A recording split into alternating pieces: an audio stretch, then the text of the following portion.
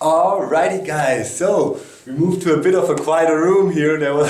It's buzzing in the gaming room, and then here I'm here with the collector's edition and one of the visual artists of the game. So nice. So hi, nice meeting you. Maybe you nice could introduce yourself to the viewers a bit. Yes, I am José Teixeira. I'm one of the visual effects artists and I work at CD Projekt, and we've just finished The Witcher 3 Wild Hunt. Awesome. So guys, today there was this event in Munich here. I told you, and I had a chance to play the game. It was really cool. They had all kinds of rigs here, as mentioned, 962 Titan. And I can assure you about one thing, guys. The graphic looks good. Don't worry. The game looks good, and I see you. Poor guy. The game looks very good. Yeah, suffering from it. There was some discussion. People were saying downgrading was happening and so on. Maybe you could clear up the situation about that. No, I mean, no. Okay, we didn't downgrade it. We didn't downgrade. We did because it's impossible.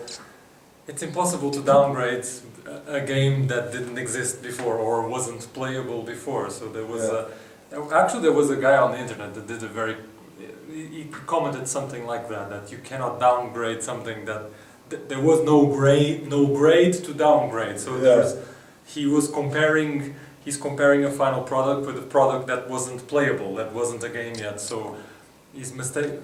There are two things that people have to separate. This downgrade and optimization. Optimization is necessary to make the game run. Downgrade is when if you deliberately make the game worse for whatever reason to make the game run. I mean, that's totally not what happened.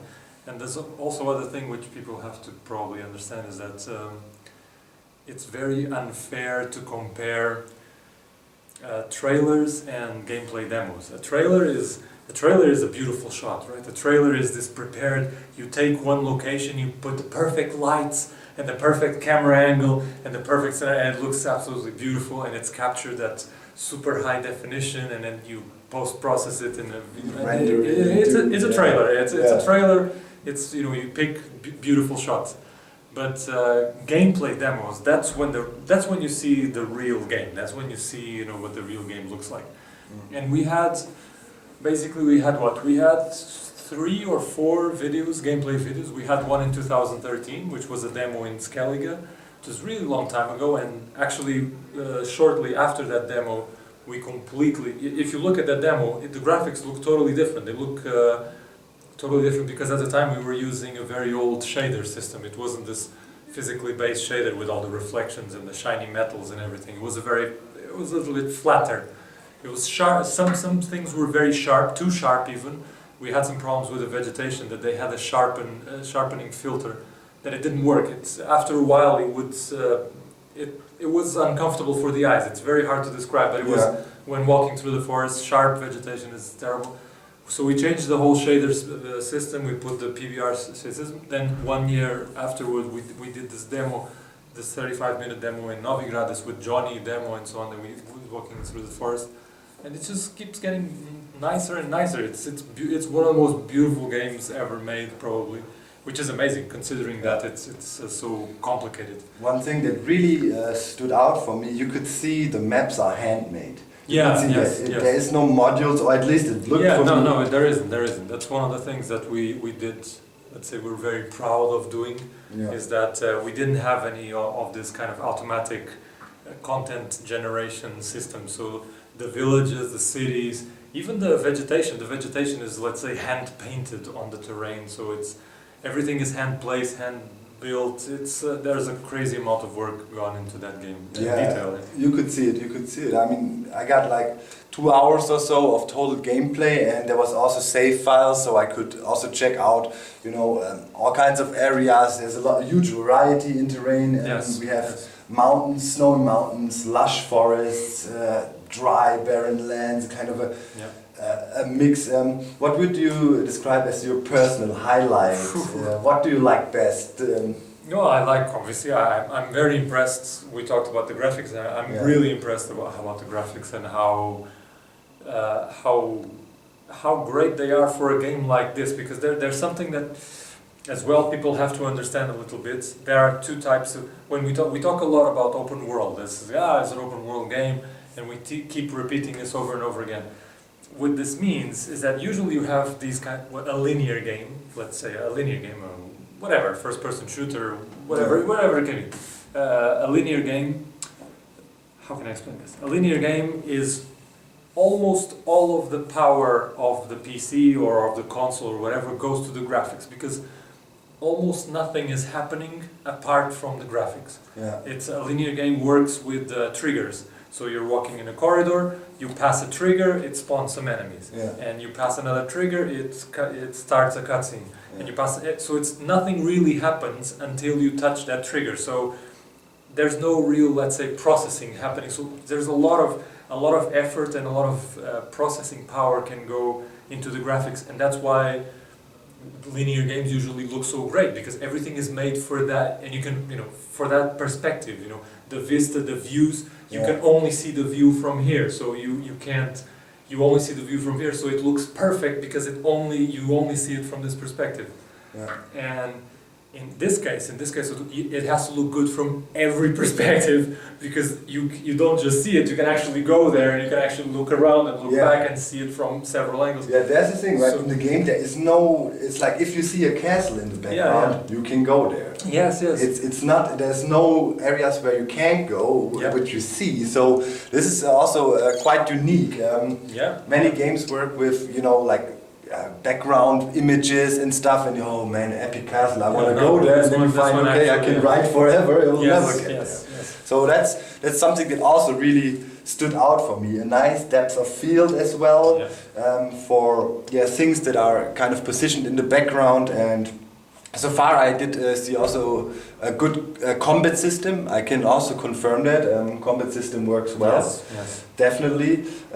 Version was totally stable so far, no glitches, no nothing. The one we played, I mean, there will be a final patch, obviously. Yes, it's that's the other problem with this game, is that it's almost impossible to predict. How can I explain? Not predict, perhaps.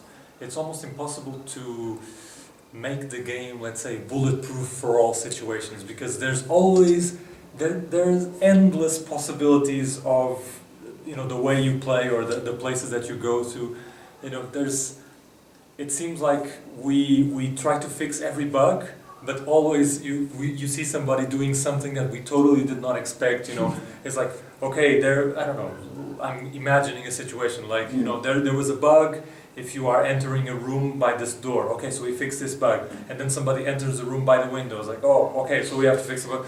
So then somebody enters the room by the roof. It's like, wow, okay, and then somebody enters the room, but they have a different arm, and they are dread, and then somebody tries to enter the room with the horse, and it's just, there are so many, endless. It's an endless process of possibilities that you have to. Of course, we're trying to fix as many bugs as possible, and actually, right now, like you said, the game is playable. The most important thing is that the game is playable start to finish. So you can actually play start to finish. There are no of these bugs, which we call the progression blocks or game breakers or progression blockers.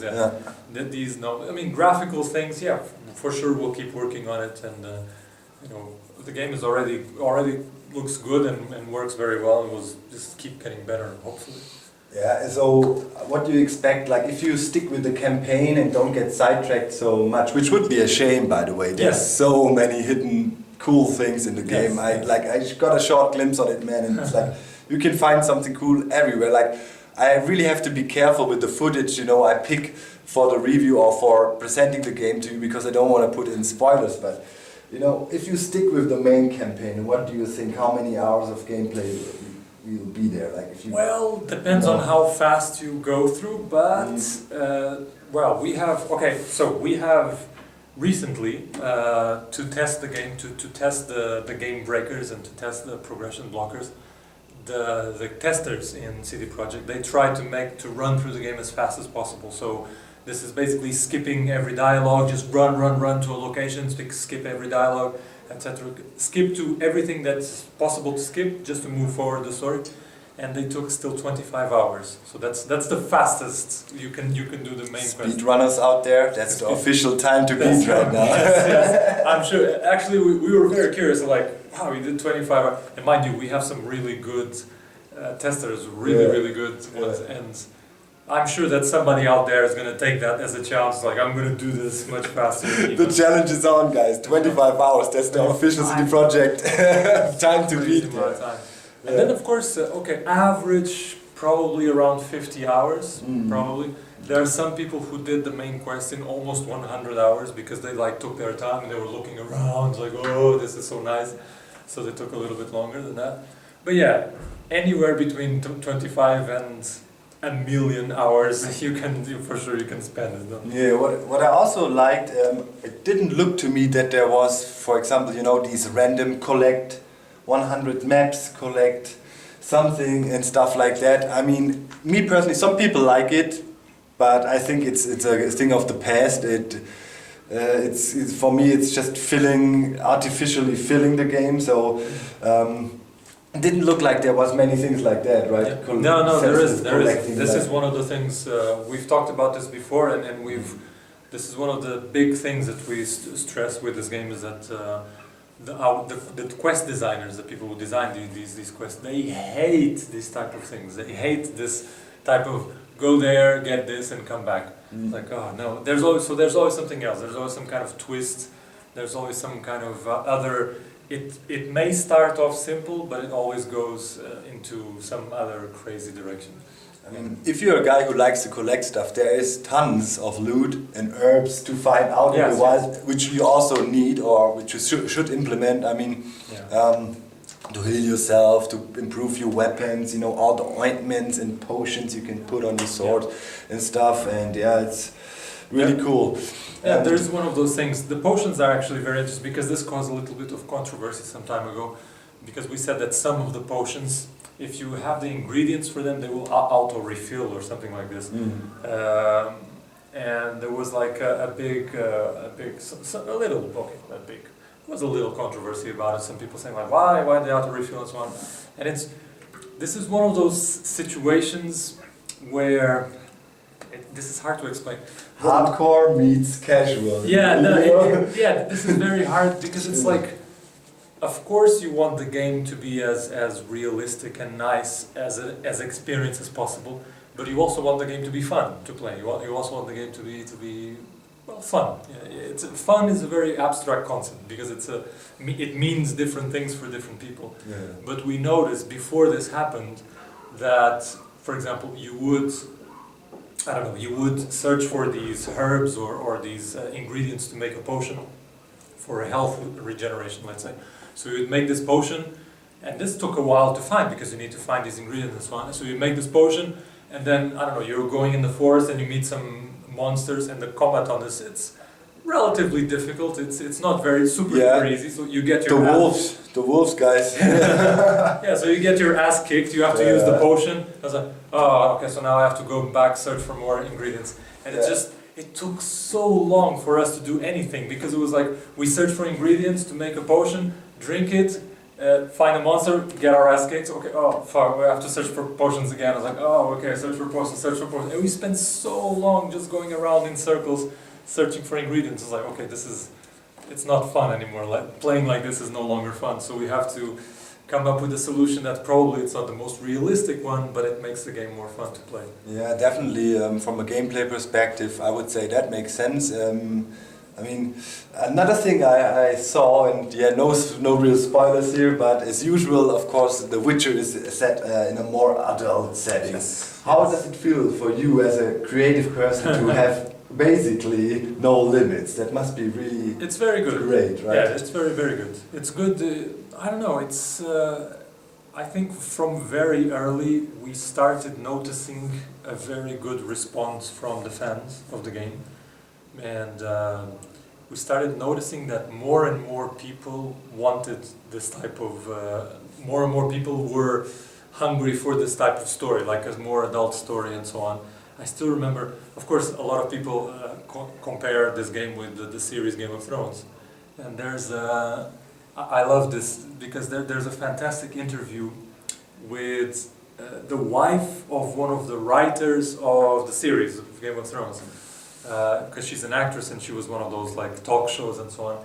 And she, on this interview, I remember this interview because on this interview she confesses, like, you know, I read when I first read the screenplay for Game of Thrones, the TV series, I told my husband who was working on this is not gonna, you know, it's not gonna be successful. This is like dragons and fantasy. It's not gonna work. It's not gonna work. And this was, she was not 100% exactly. She was not 100% correct. Really, people like this. People like this kind of mature. Even if it is fantasy, even if it is like there's a big level of fantasy to it.